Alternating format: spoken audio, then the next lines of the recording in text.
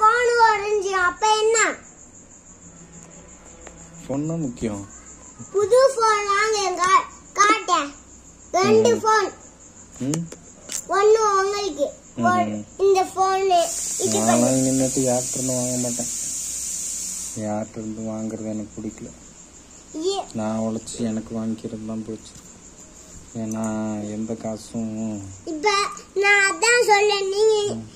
நீங்க சென்னையில காசு எடுத்துட்டு வாங்க போன் அளவுக்கு.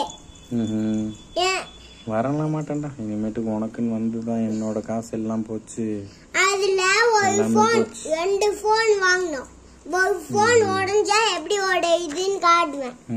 ஒரு போன் உங்களுக்கு. ஏன்டா இந்த போன் வாழ்க்கை?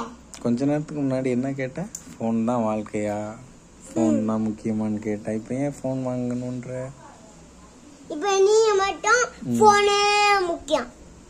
ஆமா, நான் பார்க்காத போதும் பாக்குறீங்க, நான் பார்த்தாலும் பாக்குறீங்க.